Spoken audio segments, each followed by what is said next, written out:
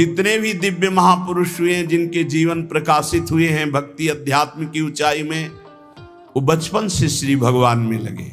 त्रिपुरदास जी के घर में राजमंत्री पिता थे, पर बहुत ही सुंदर भक्ति के संस्कार थे। एक बार आप पिता के साथ आगरा से किसी कार्य के लिए गिरिराज जी आए, तो यहां ठाकुर श्री श्रीनाथ जी का दर्शन किया। ऐसा सुंदर रूप श्रीनाथ जी का कि नवीन किशोर अवस्था लुभायमान हो गए। बहुत हट किया, अब मैं नहीं जाऊंगा, इन्हीं के दर्शन करूंगा, इन्हीं के पास रहूंगा। वहां किसी परिचित से कहा, बालक है, हट करता है त्रिपुरदास, इसको हम छोड़ देते हैं 2-4-10 दिन यहां, देखो भगवान का विधान, या श्रीनाथ जी के दर्शन करेगा, फिर हम आदमी भेज देंगे, बुला लेंगे। अब वो दैवी योग से प्रेरित थे, पुत्र को यहां छोड़ दिया और वापस वो लौटे तो रास्ते में कुछ वैरी दल के राज सैनिक को दुष्टों ने घेर लिया और मार डाला, पिता को मार डाला। जब आपने सुना, सूचना आई कि तुम्हारे पिता को बैरी दल ने मार डाला है, तो श्रीनाथ जी की तरफ देखा और कहा, आप तो हमारे पिता भी हो, मित्र भी हो, जीवन धन हो। हृदय में बड़ा आनंद हुआ कि चलो नाम मात्र का पिता अंतर्ध्यान हो गया, लेकिन मेरा जो अनंत जन्मों का पिता है उससे संबंध हो गया। अब तो मेरे श्रीनाथ जी के सिवा कोई नहीं है। एकदम निश्चिंत हो गए। रोज प्रभु के सामने भाव विभोर होकर रोया करते, नौ किशोर अवस्था, कि प्रभु अब आपके सिवा हमारा कोई नहीं है। एक दिन वल्लभाचार्य भगवान आचार्य चरण, जिनके दुलारे लाडिले श्रीनाथ जी हैं, वो सेवा में आए तो देखा है बालक बहुत एक दृष्टि से देखता है, रोता है। लाओ इस बालक को सामने लाया। ये है भगवत कृपा। जब भगवत कृपा होती है तब गुरु मिलते हैं, जब गुरु कृपा होती तब भगवान मिलते हैं। बुलाया और परिचय पूछा, कौन है ये? तो कहा, अमुक राजमंत्री का पुत्र है, इनके पिता यात्रा में मारे गए हैं और ये बहुत आसक्त चित्त होकर श्रीनाथ जी को देखते, श्रीनाथ जी से रोते हैं। त्रिपुरदास जी ने साष्टांग दंडवत किया वल्लभाचार्य जी को और कहा, प्रभु मैं मात्र पितृहीन, न मेरे माता है न पिता है, मैं अनाथ बालक हूं, बस मेरे नाथ तो श्रीनाथ जी ही हैं और आपके श्री चरणों का आश्रय दे दिया। प्रभु मुझ अनाथ दीनहीन को आप स्वीकार कर लीजिए। बहुत प्रसन्न हुए। इतना छोटी अवस्था में ऐसे शुद्ध शब्द, ऐसे भागवतिक चेष्टाएं। चलो आज अभी इसी क्षण मैं इसको दीक्षा देता हूं। आचार्य श्री वल्लभाचार्य जी विधि पूर्वक दीक्षा देकर ब्रह्म संबंध कराया। कुछ दिन तक पास रखा और कहा, वापस जाओ घर। श्रीनाथ जी की सेवा की भावना रखो, निरंतर चिंतन करो, ध्यान में श्रीनाथ जी का स्मरण रखो, भक्ति में जीवन व्यतीत करो। हमारा सदैव कृपा प्रसाद तुम्हारे साथ है। गुरु आज्ञा तत्काल श्रीनाथ जी से उनके जो परिचय के थे ले गए। यवन राजा था, उनके राजमंत्री थे पिता। तो जब नौ किशोर अवस्था से थोड़ा बड़े हुए तो इनके पिता का पद इनको दिया, राजमंत्री बना लिया। ये निश्चय किया त्रिपुरदास जी ने कि राजमंत्री पद से जो भी धन आएगा मैं केवल सेवक की तरह प्रसाद से शरीर पोषण करूंगा, सारा धन संत सेवा और भगवंत सेवा में लगाऊंगा। उस श्रीनाथ जी के लिए नियम लिया, प्रतिज्ञा ली कि हर साल सर्दी में दगला बनवा कर भेजेंगे, रत्नों से हीरो से जटित बढ़िया पोशाक सर्दी की, सुनहरे गोटे, सुंदर सुंदर रत्न जटित। अब चाहे करोड़ों के रत्न लग जाए श्रीनाथ जी के लिए, और राजमंत्री थे, दगला भेजते और रोज संत सेवा होती त्रिपुरदास जी के यहां। संत जन आते, प्रसाद पाते। धन की यही सार्थकता है।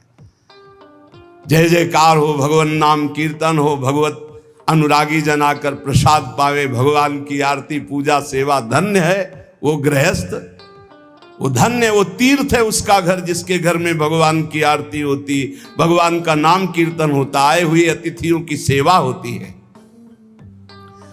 और श्रीनाथ जी भी बड़े रिजवार ठाकुर, बहुत खुश होकर के, प्रसन्न होकर के वो दगला धारण करते। श्री विठलनाथ जी श्री वल्लभाचार्य जी के पुत्र हैं।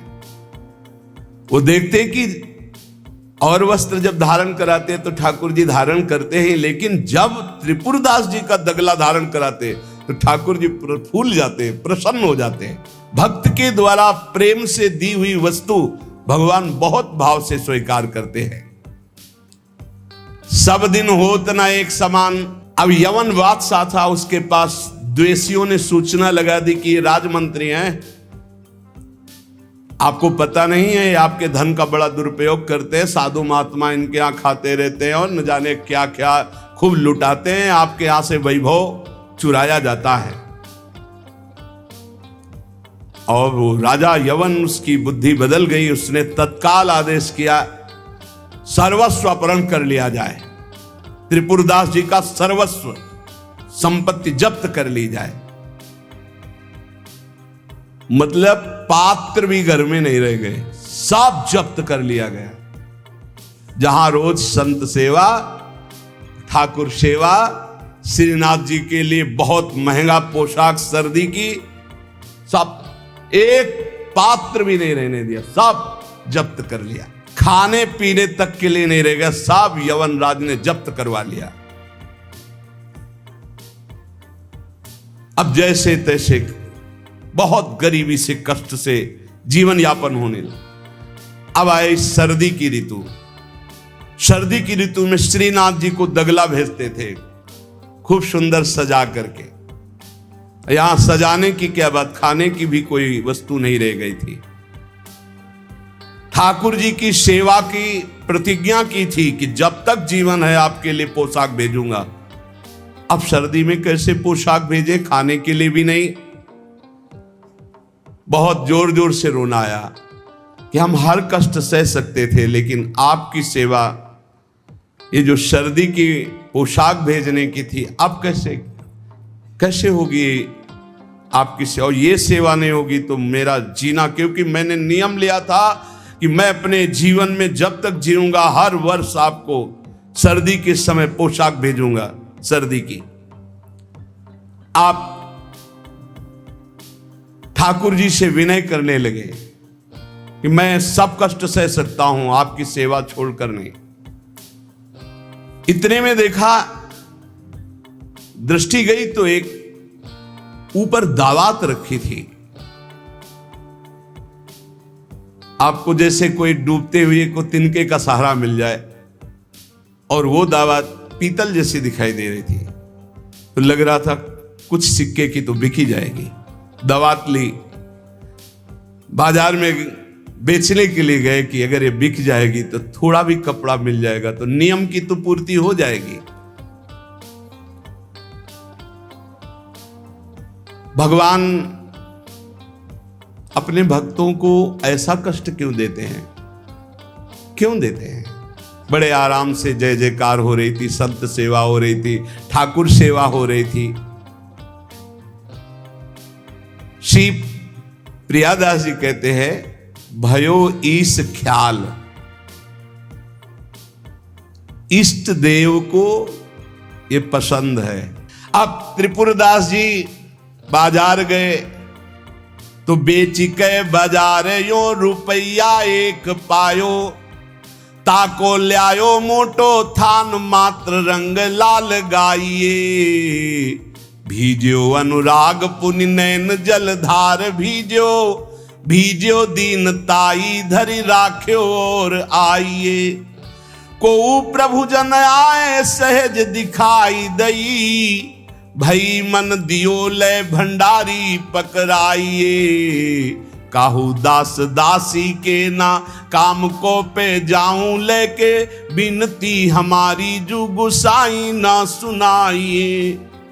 त्रिपुरदास जी को दावत दिखाई दी जो पीतल की सी दिखाई दे रही थी। उठाई, बाजार ले गए तो उस समय उन्हें 100 पैसे मिले, 1 रुपया।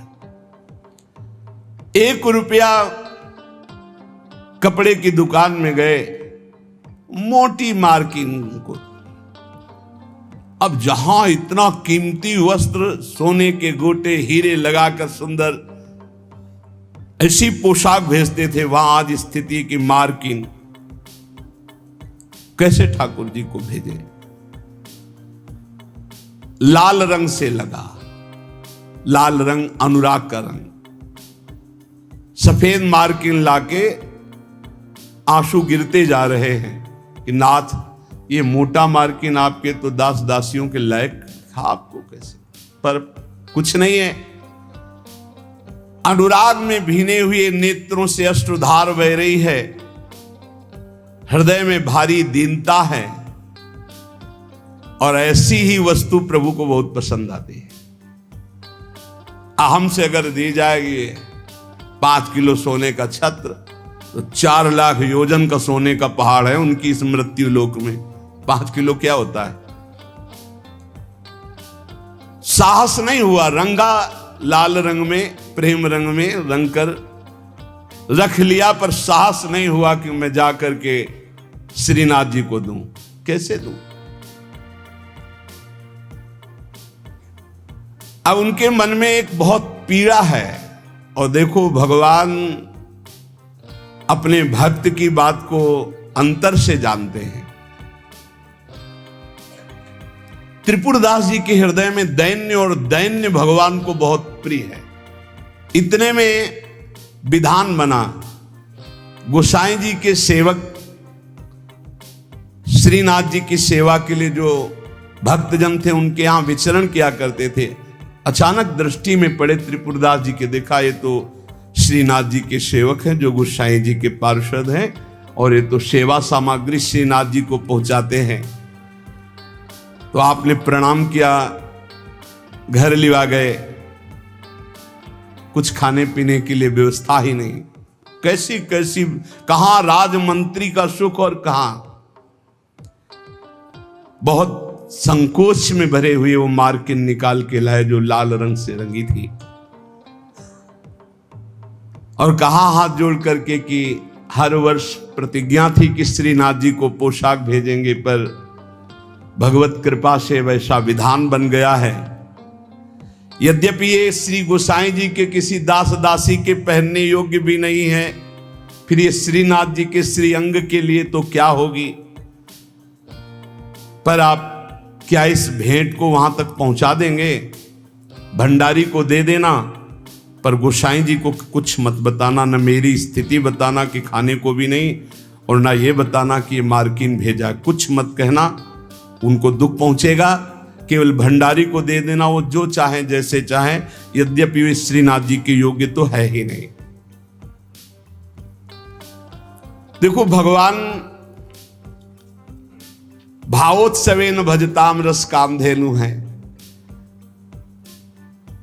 बड़ा हृदय में सुख हो रहा है उस वस्त्र को लेकर। वो जो भगवत पार्षद है, आज तक उनको ऐसी भेंट, इतनी भेंट मिलती थी श्रीनाथ जी के पास ले जाने के लिए, लेकिन ऐसा सुख नहीं होता था जैसा त्रिपुरदास जी ने रो करके जब मार्किन दी लाल रंग से रंग के, उनको एक अपार सुख हो रहा है। और दियो ले भंडारी कर राखे धरी पटवा पे, निपट स्नेही नाथ बोले अकुलाए के, भय हैं जड़ाए को बेगी ही उपाय करो, विविध ओढ़ाए अंग बसन सुहाए के।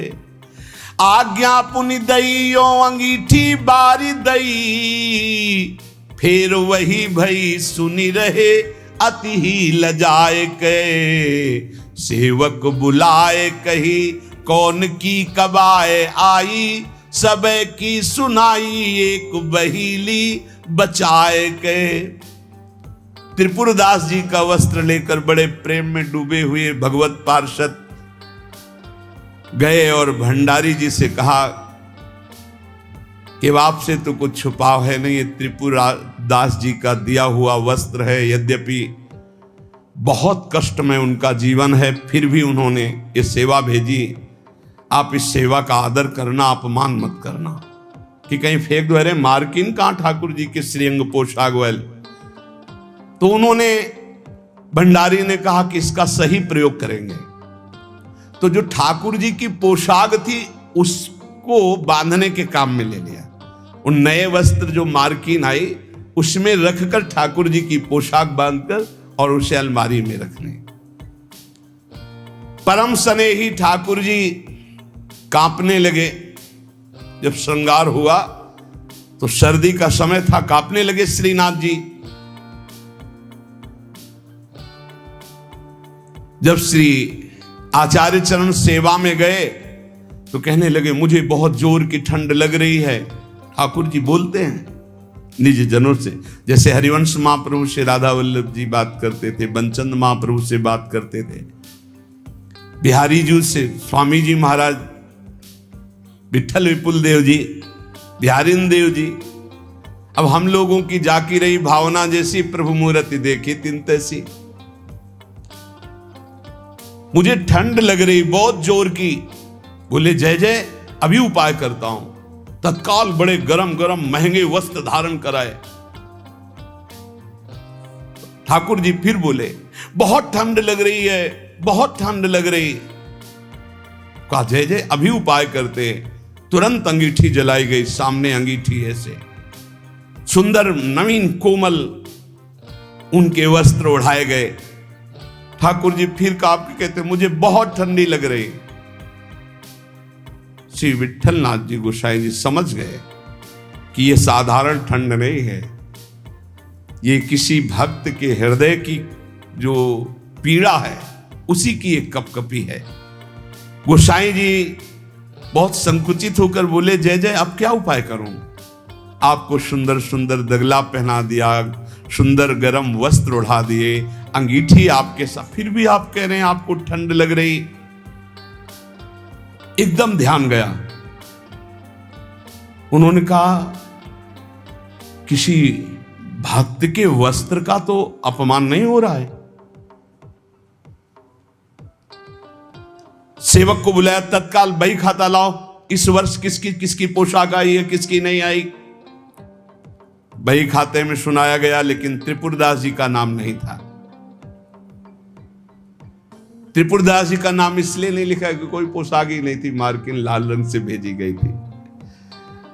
श्रीनाथ जी बड़े स्नेही हैं, बहुत प्यार करने वाले हैं। तो सुनी ना त्रिपुरदास बोले धन नाश भयो, मोटो एक थान आयो राख्यो है बिछाई के, ल्याओ बेगिया ही छिन मन की प्रवीण जानी, ल्यायो दुख मान ब्योति लई सो सिवाय के, अंग पहिराई सुखदाई कापे गाई जात, कही तब बात जाड़ो गयो भरी भाई के, नेह सरसाई ले दिखाई उर आई सबे, ऐसी रसिकाई हृदय राखी है बसाए के। विठलनाथ गोस्वामी जी ने कहा त्रिपुरदास जी का नाम नहीं सुनाया, हर वर्ष भेजते थे, क्या इस वर्ष पोशाक नहीं भेजी? सेवक ने कहा राजकोप के द्वारा सारा धन उनका नष्ट कर दिया गया, छीन लिया गया है, तो कुछ नहीं भेजा? नहीं भेजा है। मार्किन भेजी, लाल कपड़े में, लाल रंग में रंग करके कपड़ा आया है। वो ठाकुर जी की पोशाक लायक है नहीं, इसलिए ठाकुर जी की पोशाक रखकर उसमें गोसाई जी ने कहा अच्छा आप समझ में आया, इसीलिए ठाकुर जी को ठंडी लग रही। अरे जल्दी वो कपड़ा लाओ, जल्दी कपड़ा लाओ। और तत्काल दर्जी को बैठाल कर तत्काल सिलवाया, और ठाकुर जी को जे ही अंग में धारण करा, ठाकुर जी मुस्कुरा दिए और बोले हाँ अब सर्दी दूर हो गई। बड़े रिझवार ठाकुर है। त्रिपुरदास जी का एक नियम था, वो श्रीनाथ जी के चरणामृत का रोज पान करते थे, हमेशा चरणामृत अपने पास रखते थे। बिना जबान में चरणामृत गए वो अन्न जल नहीं रखते थे। एक दिन संयोग की बात, जब आप भोजन करने के लिए गए तो जो श्रीनाथ जी के चरणामृत का पात्र था, वो जो चरणामृत मांगते थे मिल जाता था, सेवक देते थे। बोले आज तो चरणामृत खत्म हो गया। आपने कहा पहले क्यों नहीं बताया? अगर पहले बताए होते तो चरणामृत की व्यवस्था करते।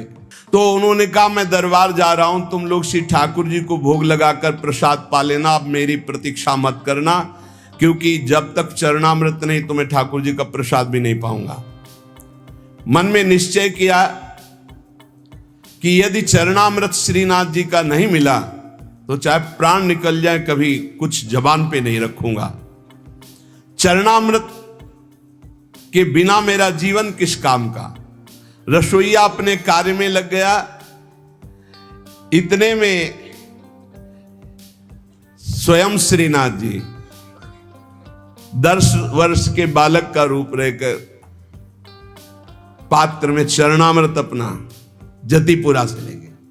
वहां पहुंचे और कहा सुनो, ये 3 पात्र रखे हैं, त्रिपुरदास जी को बता देना, इसमें श्रीनाथ जी का चरणामृत, इसमें महाप्रभु वल्लभाचार्य जी का चरणामृत, और ये तीसरे पात्र में श्रीनाथ जी का उच्छिष्टामृत।